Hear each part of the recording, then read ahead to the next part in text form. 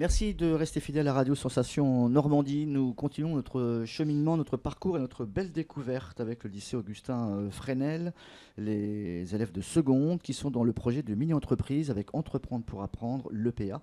Une émission donc et un magazine qui est conjointement mené avec notre partenaire et notre confrère RLS. Nous avions dernièrement parlé un peu de l'avancée de l'entreprise, les élections, de qui fait quoi dans la boîte, entre guillemets, qui dirige, etc., qui va sur le terrain, qui vend, qui s'occupe de la gestion et de la production, avec nos invités que nous recevons pour la seconde fois. Charles, qui est donc le PDG, monsieur, bonjour. Salut patron, et Kylian, qui est le directeur général. Kylian, Bonjour. voilà. Et la professeure que vous supportez avec beaucoup de joie et plaisir, Gladys Gardin. Bonjour. Bonjour, toujours en éco-gestion. Toujours, j'ai pas changé de matière. Ça change voilà, pas. non, j'hésite encore. Question personnelle pour vous, comment vous êtes arrivé dans cette, pas cette galère, mais dans l'aventure? Est-ce que c'était un choix? On vous a dit que vous êtes puni, vous allez vous occuper des élèves, etc. Ah, il y a un peu de tout dans ça, en fait. Hein, ouais. Le projet me plaisait bien. Vous connaissiez déjà je connaissais. ouais. Voilà, je connaissais. Je ne l'avais pour ma part jamais mis en place.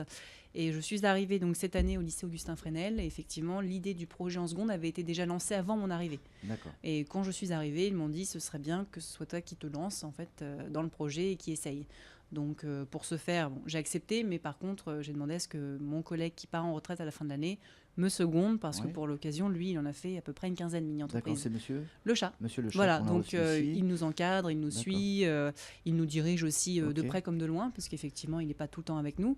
Mais voilà, on fait un partage de compétences. Et vous suivez les BTS aussi? Oui, je suis par ailleurs sa mini-entreprise à lui, qui est en BTS, tout à fait. D'accord. C'est quoi ça vous apporte quelque chose de suivre BTS et seconde, de voir la différence un peu? Oui, énormément. Alors, c'est pas du tout la même façon de travailler avec les deux publics. Bon, déjà, pour un fait logique, c'est l'âge. Ils n'ont pas la même maturité. Les BTS sont beaucoup plus autonomes. Déjà, on leur dit une consigne, ils la font, ils l'appliquent. Ils ont aussi la chance d'être majeurs, donc on peut leur laisser plus de liberté pour effectivement sortir pendant les heures de cours, aller acheter des matières premières, ce dont ils ont besoin. Avec les secondes, évidemment, il faut plus encadrer, plus diriger, plus leur donner un peu les ficelles pour avancer.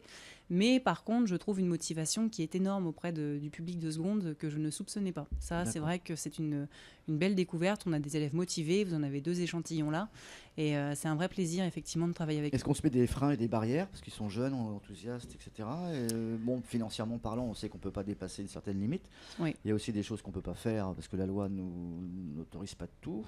Est-ce qu'il y a des projets qu'on est obligé de freiner un peu, ou des idées? Des idées plutôt farfelues. C'est vrai qu'on a commencé au début de l'année. Maintenant, on veut se servir de tout. Voilà, et puis, c'est ça. Des idées vraiment à dormir debout. Je ne sais pas comment on peut le dire autrement, mais c'est vrai qu'au départ, quand on leur a proposé l'idée de la mini-entreprise, et on leur a fixé, c'est-à-dire aucune idée. On leur a dit, voilà, vous choisissez production de services ou production de biens, à vous de voir. Et là, ça a été un peu compliqué au début pour eux de dire qu'est-ce qu'on vend, qu'est-ce qu'on va faire. Donc, il y a eu des idées de toutes sortes, plus ou moins abouties. Et finalement, c'est assez naturellement avec Charles qui est venu comme ça, avec son idée. Moi, j'ai un drone. Est-ce qu'on pourrait prendre des photos pour les personnes qui seraient susceptibles d'être intéressées? Et ça a pris du sens, en fait, pour beaucoup d'entre eux dans la classe. On parlait, il y a quelques jours, justement, de la difficulté d'établir plus ou moins un prix, de savoir se vendre, même si au début, c'est pas toujours évident pour des jeunes de dire... on rentre dans le monde des entreprises, des requins et le monde de l'affaire. Le prix a été fixé suivant en fait ce que vous avez déjà vous à dépenser pour produire le service. Ensuite, on se met une petite marge de bénéfice ou pas du tout? On en fait une, oui. Ouais. On se fait une marge en gros par service, donc par service vendu, on se fait une marge de 5 €. Voilà, on était resté sur 30 € la dernière fois. Alors, produit vendu, effectivement, prix de vente 30 €. Et sur ces 30 €, il y a effectivement 5 € qui reviennent à l'entreprise et 25 € de charge. Voilà. Qu'est-ce qu'on offre, Charles, en fait, comme service? On prend des photos, on met un film, tout ça, c'est dans la clé USB. Donc, en fin de compte, un client pour 30 €, donc le déplacement. Un client, ça serait une entreprise ou un particulier? Oui, on peut proposer notre service à des agences immobilières. Imaginons une agence immobilière a besoin de vendre des maisons, par drone, ça peut faire un meilleur effet. Pourquoi pas une acrobranche, un pépiniériste ou autre. On peut viser. Après, si c'est une usine d'extérieur, on peut pas savoir. Le but, en fait, c'est de valoriser le bien immobilier, le bien. En hauteur, où on voit plus de détails, etc. Oui. de valoriser en fin de compte. Et ensuite, donc, il y a des gens qui font partie de votre équipe qui vont d'abord frapper à la porte de ce monsieur-là pour lui dire on est passé au-dessus de chez vous, etc. On a filmé ou photographié. Donc, ou on lui pose la question avant. Non, il va falloir le contacter. C'est un peu ambigu parce qu'on demande à quelqu'un est-ce qu'on peut passer au-dessus de votre maison et pour ensuite vous vendre des trucs. Et si on vous dit non avant tout cela, il aurait fallu prendre contact avec la personne, avec l'entreprise. Ouais. Et donc, en fin de compte, on peut aller faire du porte-à-porte, leur demander est-ce que vous voulez une photo de drone de votre maison. Ou alors, ils prennent contact avec notre service communication ou vente. On leur propose leur service, on appelle, on va imaginons c'est une pépiniériste, on va sur leur site web, on leur propose. Ça peut faire sympa, bien sûr, ça peut faire sympa. Et donc, ça veut dire qu'il faut, s'il y a refus systématique, à chaque fois il faut continuer à chercher des prospects. Effectivement, on fait bien dans ce sens-là. On ne survole pas les bâtiments, on ne prend pas de photos de bâtiments pour ensuite les montrer aux personnes en leur disant voilà, on a pris une photo, est-ce que vous voilà, donc non, c'est de la perte, puis c'est surtout qu'on n'a pas le droit. Il faut l'autorisation du propriétaire du bâtiment ou de la maison pour pouvoir le survoler et prendre en photo ce bien. D'accord. Et ensuite, effectivement, c'est déjà accepté, il l'achète, mais on ne fait pas le contraire. On ne survole pas et ensuite on lui impose en gros le produit, c'est fait, on vous le propose. Non. Le but du jeu, c'est de vendre en tout cas donc un peu la propriété et l'entreprise du futur client. Est-ce que vous, par contre, Kylian, vous arrivez à vous vendre vous? Est-ce qu'il y a des choses qui vous permettent de communiquer au travers de la presse, différents médias, Facebook, pour faire montrer ce que vous faites? Alors oui, nous allons créer un site internet qui s'appellera Vue d'en haut. Ça sera bientôt, fin de l'année, janvier, février? Oui, bientôt, vers la fin de l'année. Bientôt 2017. Voilà. Ça serait mieux parce que 2018, ce sera un peu tard. Ça sera trop tard. Ça sera trop tard. Après, nous allons placer un peu des flyers partout. Nous allons distribuer des flyers.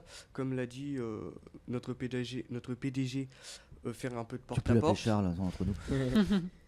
Faire un peu de porte-à-porte. On a eu aussi l'idée de créer des posters de la mini-entreprise Vue d'en haut et de les afficher aussi un peu partout dans la ville. D'accord. Donc après, ça reste à voir. C'est à peu près tout. Et ça va coûter de l'argent déjà à l'entreprise, ça? Ou c'est déjà acté? Ça fait partie des frais? Ou ça va être des frais supplémentaires? Je pense que ça va être des frais supplémentaires. Ah ouais, c'est embêtant. Mais avec la vente des photos, des prises de photos des drones sur les clés USB qu'on aura vendues aux clients, je pense que ça sera vite remboursé. D'accord. Donc en fait, on marche un peu à l'envers. En fait, on va essayer de vendre des produits pour essayer de s'acheter sa propre publicité. Non. En fait, dans le prix qui est fixé au client, il y a une part qui est réservée au budget publicité et communication. Donc c'est pas oui, il y a une part. La dernière fois, j'ai dû partir en avance. Ah voilà, c'est pour ça. Donc vous avez manqué, monsieur le DG, la partie publicité et communication qui fait partie de la fixation du coût. D'accord. Du prix, pardon. Okay. Donc effectivement, on s'est fixé à peu près 5 € par produit, ce qui est beaucoup, parce qu'effectivement, on n'aura peut-être pas besoin d'autant pour faire la communication, puisqu'avec Internet, c'est quand même beaucoup plus pratique. Et parmi toutes les propositions que Kylian a faites, il y en a. On va en choisir une ou deux, on va pas partir... Oui, on va pas trop s'étaler. Effectivement, Facebook, les jeunes connaissent bien, donc c'est très facile pour eux de créer une page. Le site internet, on a 2 élèves dans cette mini-entreprise qui sont très partants pour créer une page sur un site web, donc qui, à mon avis, ont les compétences pour le faire. Et après, en termes de communication, je dirais sous forme papier, donc flyer, oui, peut-être, à voir effectivement la pertinence de ce support. On l'étudiera davantage avec le service com et le service marketing. Ok. Il y a le bouche-oreille, les familles aident aussi? Oui, bien sûr. Et souvent, les familles sont même les premières clientes. D'accord. Parce qu'effectivement, elles veulent faire plaisir aussi à leur enfant et montrer qu'elles s'intéressent à leur activité. Okay. Donc, généralement, les premiers clients ne sont pas trop durs à trouver. C'est plus après, effectivement, la démarche qu'on aime, c'est-à-dire aller vers des personnes inconnues ou des professionnels. Ok. On pense déjà au challenge de fin d'année ou pas du tout? Ou là, pour l'instant, on en est très loin On en est encore un peu loin, là, pour décembre, effectivement, de se lancer déjà dans des objectifs précis de vente. Par contre, effectivement, on s'est fixé entre 20 et 30 clients à faire entre janvier et juin 2017. D'accord. Donc on pense que c'est un objectif réalisable au niveau commercial et ça donne quand même du temps. Les beaux jours vont arriver aussi. C'est vrai qu'on attend aussi un peu ça parce qu'on préfère prendre des photos de jour que de nuit. Et vous voyez bien qu'en ce moment, il fait nuit assez tôt. Donc voilà, permettre aux jeunes... c'est un peu... on est encore sur la préparation, je dirais, du service. Oui. Okay, sur la réflexion. Oui. Kylian, un truc à rajouter? Non, très bien. Non plus. Charles? Ça dépend sur... Bonne fête. Voilà. Et oui, bonne fête. Merci d'avoir accepté notre invitation. On vous suit en tout cas avec beaucoup d'attention et de passion sur votre projet. C'était avec RLS que cette émission a été réalisée. Merci en tout cas d'avoir accepté notre invitation. Gladys, Charles et Kylian, à très bientôt. Au revoir. À bientôt. Au revoir.